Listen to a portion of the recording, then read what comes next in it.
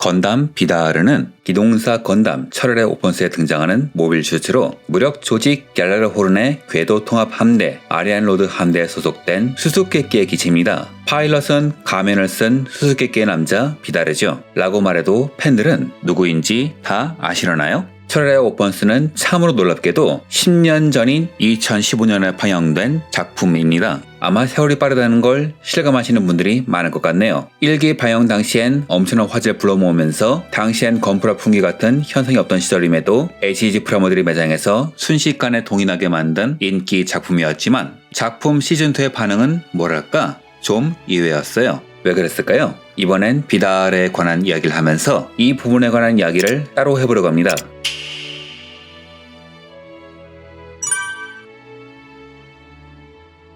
건담 비달의 파일럿 비달의 정체는 서브 캐릭터 중 한 명인 가일리오 보든이었습니다. 1기 마지막에 가일리오는 동생의 약혼자이자 친구인 맥길리스에게 배신당하죠. 이유는 갤라르 호른을 무너뜨리고 권력을 잡기 위해선 최고 권력층의 후계자인 가일리오가 방해가 되었기 때문이에요. 즉 맥길리스는 차기 권력자인 가일리오를 죽이고 그의 동생이자 기득권 가문의 혈족인 알마리아와 결혼해서 갤라르 호른이란 조직을 자신이 가로채려고 했던 겁니다. 이렇게 맥길리스는 갤라르 호른의 정점에 서게 되고 가일리오는 가족, 지위, 친구 등 모든 것을 잃어버리고 말았죠. 겨우 살아남은 가일리오는 갤라르 호른을 지키기 위해서 다시 일어서지만 그 전에 왜 맥길리스가 이런 짓을 저질렀는지 알고 싶어 했고 그래서 비다르란 정체를 통해서 맥길리스의 동향을 파악하고 있었죠. 가일리오의 서사는 참으로 입체적인지라 팬들은 그를 진정한 주인공으로 평가하지만 저는 이 작품의 평가가 안 좋은 이유를 이 진정한 주인공 때문이라 보고 있어요.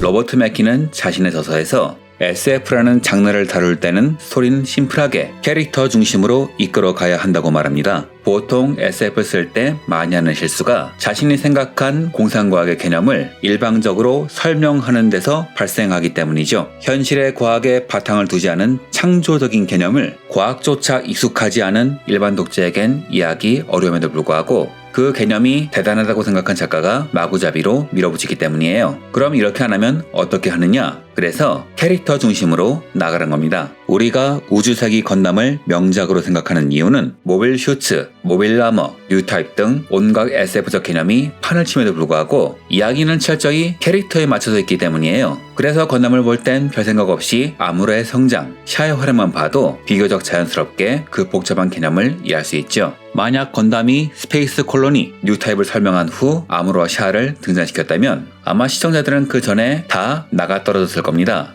그런데 철혈은 이 부분에서 실수가 있었어요. 각본가의 오가타 마리는 주인공 미카즈키를 성장형 주인공으로 만들려고 했습니다. 하지만 감독인 나가이 타츠유키는 본인 취향상 캐릭터를 성장시키는 걸 좋아하지 않았기에 이에 반대했죠. 감독은 미카즈키는 천재형이기 때문에 그런 전개는 납득할 수 없다고 반대했고 이렇게 표류하게 된 성장 서사를 다른 캐릭터에게 이식시킬 수밖에 없었는데 이게 바로 가일리오입니다. 여기서 이 작품에 문제가 생기죠. 이 작품은 기존의 건담 팬들에게도 장벽이 낮지가 않아요. 우선 모빌슈의 개념, 빈병기에 대한 개념이 살짝 다릅니다. 빔을 쓰는 병기는 거의 없고 대부분 실체 병기를 사용하죠. 액제전, A허블 리액터 등 생소한 개념의 용어도 총출동합니다. 즉 독자들은 배울 게 많다는 이야기인데 그런데 미카즈키는 이미 완성된 천재죠? 문제는 미카즈키는 감정 변화가 거의 없다는 겁니다. 설령 미카즈키가 완성된 천재라고 해도 그가 능동적으로 상황에 대처했다면 시청자들은 따라가기가 쉬웠을 거예요.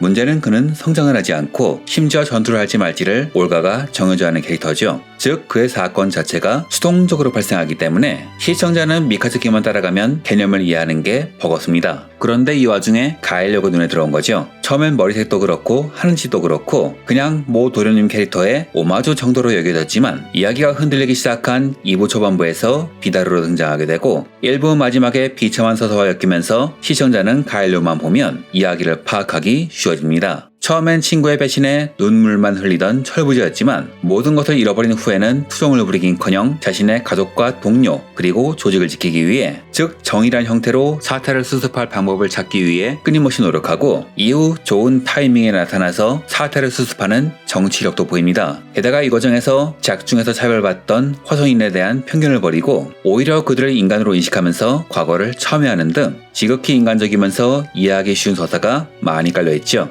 사회성이 극도로 낮은 아무로가 사람들의 만남과 이별을 바탕으로 인류를 어루만지는 어른이 되었고, 복수의 눈이 멀어 사랑하는 사람을 상처 입힌 도몬카슈가 그 사랑 덕에 진정한 힘을 손에 넣는 등의 성장 서사가 있어 스토리를 탄탄하게 만들면서도 이해하기 쉬운 캐릭터였다면, 가엘료의 서사도 이를 충분히 만족시킵니다. 그래서 그가 활약하는 43화는 건담의 3대 핵심 주제인 반전, 소통, 이해가 모두 어우러지면서 혼란스러워진 이야기의 축을 착실히 잡아나가죠. 반면 철혈단의 미카즈키는 미카즈키에게 명령하는 올가와 세트로 파악해야 하는데, 한쪽은 극단적으로 감정이 적고 다른 한쪽은 사람의 목숨을 칩으로 여기고 있으니 일반적인 감성으론 따라가기가 어렵습니다. 그렇다면 이런 미카즈키를 다른 캐릭터가 보완해줘야 하는데, 불행히도 그는 완성된 천재라 보완될 구석이 없고, 보통 이런 캐릭터를 구원하는 여성 히로인들은 우리 둘이 미카즈키의 아이를 만들자는 이상한 소리나 하면서 작품을 이해하고 싶은 시청자들을 오히려 혼란에 빠뜨리죠. 그래서 이 작품은 평가가 좋은 1부는 살짝만 편집하고 2부의 주인공을 가엘료로 바꿔서 재편집하면 화수는 줄지 몰라도 그 복잡한 서사가 깔끔하게 정리됩니다.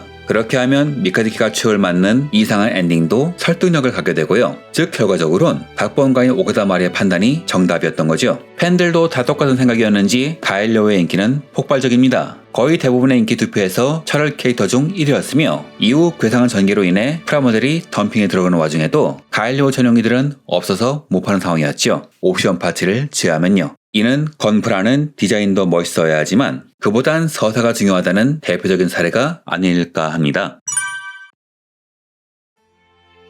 이렇게 인기 있는 가엘리오, 아니 비다르의 전용기인 건담 비다르는 신화에서 많은 것을 차용한 이 작품에서도 상당히 이질적인 기체입니다. 이 세계관에서 건담의 이름은 솔로몬의 72악마에서 따온 것이지만 이 72악마 중에 비다르는 존재하지 않죠. 신화적인 관점에서 비다르는 두 가지 의미가 있어요. 하나는 북유럽 신화에 나오는 신 비다르죠. 비다르의 베이스인 키마리스는 보두인 가문의 기체인데, 보두인 가문의 문장은 오딘의 신마인 슬레이프닐이며, 키마리스의 무기 궁군일은 신화 속 비다르의 아버지인 오딘의 것입니다. 즉 가문의 기체인 키마리스가 오딘이라면 키마리스로부터 태어난 비다르는 아들인 셈이죠. 비다르가 속한 갤라르호르는 헤임달의 뿔피리인데요. 헤임달 또한 오딘의 아들입니다. 신화 속에서 비다르는 악신 펜닐을 죽이면서 복수, 정의를 대표하는 신이 되는데요. 여기서 펜닐, 늑대는 작품 속의 두 캐릭터를 말합니다. 우선 이름이란 측면에서 보면 펜닐은 신을 잡아먹은 늑대죠. 발바토스 루푸스 렉스는 늑대의 왕이란 뜻입니다. 그리고 서사란 측면에서 보면 다른 캐릭터가 있죠. 펜닐은 오딘이나 신을 잡아먹은 마수인데, 맥길리스는 갤라르 호른을 집어삼킨 마수예요. 또한 작품상에선 이 두 늑대가 손을 잡습니다. 이 순간 정의를 위협하는 두 악마가 하나가 된 거죠. 또 하나는 언어적인 의미인데요. 고대 페르시아어, 파슈터 등에서 비다르는 깨어있는 또는 깨달은이란 의미를 갖고 있습니다. 철부지인 가엘리오는 맥길리스에게 배신당하면서 그의 본질을 깨닫고 자신의 정의를 관철하기 위한 복수에 나서죠. 즉 이런 점에서 보면 건담 비다르가 작중에서 가진 의미는 유일하게 북유럽 신화에서 비판점이 없는 비다르의 이름을 빌려 그가 어떻게 정의를 위한 싸움을 준비하는지를 보여주는 서사를 위한 장치라 할 수 있습니다.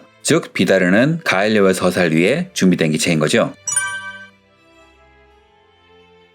건담 비다르의 베이스는 키마리스입니다. 하지만 키마리스는 공식적으로 사망 처리가 된 가엘리오의 기체, 이후 보두인과의 반납 처리가 된 기체를 몰래 개수한 것이죠. 그래서 기체의 정체를 아는 사람은 아리안 로드 함대의 사령관인 라스탈 엘리온, 입이 무거운 비다르의 전임 정비사인 야마진 포카밖에 없습니다. 그래서 기체의 형식 번호도 뭉개져서 XX라 표기되는데요. 다만 이렇게 나름대로 정체를 감추려고 했음에도 불구하고 카드 게임인 건담 크로스오버에서는 비다르의 형식 번호에 ASWG66, 즉 키마리스의 형식 번호를 그대로 적어서 스포일러를 하고 있죠. 참고로 이 사업부는 건담 에이지 플레이트 편에서도 수수께끼의 소년의 정체, 소속을 다 스포일러 해버리는 등 작품의 산통을 깨기로 유명한 것입니다. 비다르는 동력원인 에이허블 리액터를 3기 장비했습니다. 일반적인 건담보다 1기가 더 많은데요. 이유는 건담 특유의 주파수를 감추기 위해서입니다. 이 작품에 나오는 72개의 건담 프레임은 각자의 고유 주파수가 있어 그대로 사용한다면 이 기체가 키마리스라는 게 들통나게 되지요. 그래서 하나를 더 붙여서 주파수를 교란하고자 한 겁니다.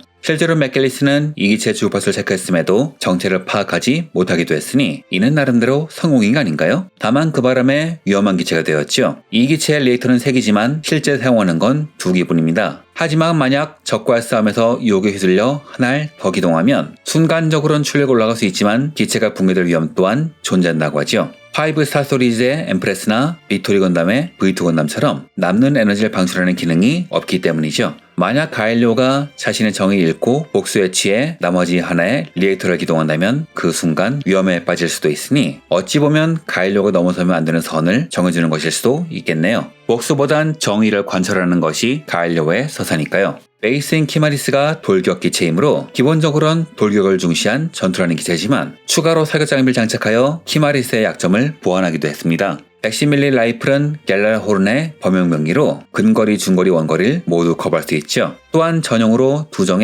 핸드건을 갖고 있는데 이걸로 미사일을 요격하는 장면도 나옵니다. 하지만 이 기체의 본질은 격투병기겠죠. 헌터 엣지는 양발에 삽입된 전기식 블레이드로 절단한다기보다는 발차기를 할 때 적의 장갑을 찢기 위한 물건입니다. 적에게 꽂은 후 버니어 출력을 높이면 나노 라미네이트 장갑도 뵐 수가 있다고 하죠. 버스트 사벨은 한 손에 쥐는 자돌검으로 도신을 교체할 수 있기 때문에 깊이 박혀 안 빠지거나 적에게 칼날이 잡혀도 문제가 없습니다. 내부엔 자격이 들어있어 분리되면 폭발되기도 하죠. 이 장비가 나온 시기는 시기가 시기인지라 진격계의 거인에 나오는 입체 기동 장치를 떠올리기도 하지만 비달의 것은 검을 뽑는 게 아니라 아머가 뒤로 밀려나는 형식입니다. 이런 디자인이 된 이유는 디자이너인 교부 이페이 씨가 일단 디자인을 했는데 이후 프라모델 개발을 위한 회의에서 칼이 너무 길어 뺄 수 없다는 지적이 나오자 발바토스를 디자인한 와시오 나오히로 씨가 칼집을 뒤로 밀어버리는 아이디어를 냈다고 하죠. 비다르는 이 작품에서 첫 메인 디자이너가 된 교부 이페이의 작품이기도 하지만 세부적인 부분은 콕핏 부분의 에비카와 카네타케, 버스사벨 칼집 등의 와시오 씨가 손댄 부분도 많아 사실상의 공동 작업이라 보는 관점이 더 강합니다. 와시오 씨는 창궁의 파프너의 디자이너이기도 한데 이 작품에 나온 마크 시리즈 중 도신이 폭발하는 것들이 있어 취향이 한결같음을 보여주고 있죠. 다만 실제로 폭발하는 칼날을 저보고 휘두르라고 하면 아마 저 같으면 손도 안 댈 것 같네요. 이렇게만 보면 키마리스와 별 차이가 없는 돌격 기체에 총만 쥐어진 것 같지만 이 기체의 진가는 다른 데 있습니다. 이 기체의 완성을 늦춘 장비, 이 기체를 가장 비인도적인 건담으로 만든 장비, 아르야식 시스템 타입 2죠. 이 시스템의 정체는 생체의 아르야식이 되어 그레이즈 아인에 이식되었던 아인 달튼이었습니다. 아르야는 불교 용어 아르야의 일본어 발음으로 인간의 생각, 사상, 행위 등 모든 것이 담겨져 있지요. 이 수술을 받으면 외부 기계 정보를 직접 전송받을 수 있기에 건담을 타면 건담이 마치 몸처럼 움직입니다. 문제는 수술 자체가 죽을 위험이 높기도 했고 수술에 성공해도 건담이란 기체의 방대한 데이터량은 심하면 뇌가 탈 정도로 파일럿에게 엄청난 부담을 주기 때문에 보통 일반적인 상황에선 리미터를 걸어두죠. 하지만 비다르는 아레아식과의 접속은 아인이 하고 그 아인이 커넥터를 통해 수술을 받지 않은 가일료의 육체를 조종하는 식이라 리미터를 풀어도 가일료의 육체에는 이론상 부담이 없습니다. 부담은 모두 아인이 받지만 이미 아인은 인간이 아니라 기계 부품이니까요. 즉 파일럿의 뇌에 부담이 가는 게 문제라면 대체품인 뇌를 준비하면 된다는 비인도적인 발상의 결정체가 바로 건담 비달인 것이죠. 다만 이런 상황에도 가일리오는 아인을 부품으로 여기지 않고 끝까지 한 사람의 인간, 한 명의 전우로 대했습니다. 마스터 그레이드 건담 비다르는 상당히 유행 제품이죠. 무려 철혈 10주년을 기념하는 작품이니 그 이의가 특별하다고 할 수 있죠. 그런데 사실 좀 뜬금없긴 하네요. 일본 건담 인포에서 발바토스 다음 MG에 관한 설문조사를 했을 때 1위를 했던 건 플라우로스였거든요. 게다가 키마리스라 모를까 활약도 짧았던 비다르가 모형화된 게 좀 의외였어요. 그래서 혹시나 싶어 일본 사용권 인기 투표를 다 뒤져봤는데 순위권엔 들어있지만 두 번째 MG, 그것도 기존 발바토스의 프레임을 그대로 쓰지 않고 움직임이 더 좋은 개량된 프레임을 설계할 정도의 인기는 보통 보이지 않아서 전 당최 이유를 모르겠습니다. 굳이 억지로 10주년 기념작이 된 이유를 갖다 붙여보자면 이 작품 한국과 일본에선 평이 애매한데 서양권에선 호쾌한 액션 덕에 인기가 좋았어요. 그래서 액션을 취하기 좋은 기체부터 MG화한 게 아닐까 싶기도 하네요. 굳이 억지로 끼워 맞추자면요. 이외로 문화는 완전히 독창적인 게 별로 없습니다. 반드시 어떤 선행 문화에 영향을 받기 마련인데요. 비다르도 잘 따져보면 그런 요소가 가득한 기체죠. 우선 가장 큰 특징인 아르야식 타입 2인데요. 인간의 뇌를 연산장치로 사용한다는 개념을 듣자니 게임 프론트 미션의 B형 디바이스가 떠오르더군요. 로봇인 번처의 CPU에 인간의 뇌를 사용하는 시스템이었죠. 러브 코미디는 어떨까요? 전 7월 2기부터 평이 안 좋아진 이유를 가엘리오란 지를 팠기 때문이라 봅니다. 1기는 완성된 캐릭터 중심으로 서사를 진행했는데 오히려 성장형 캐릭터의 서사가 더욱 짙게 반영되어 버리는 바람에 서사를 따라가는 흐름이 두 개가 되어버렸기 때문이죠. 그런데 지루를 파는 시나리오는 사실 러브 코미디에선 거의 공식입니다. 원래 나가이 타츠키 감독과 오가타마리 각본가는 러브 코미디 전문이었죠. 본디 러브 코미디는 여러 히로인이란 지루를 파고 이야기 도중에 정리하는 방식을 취하죠. 이 중 주인공과 맺어진 히로인이 본류가 되고 그 외 캐릭터들은 패배 히로인, 이른바 지루가 됩니다.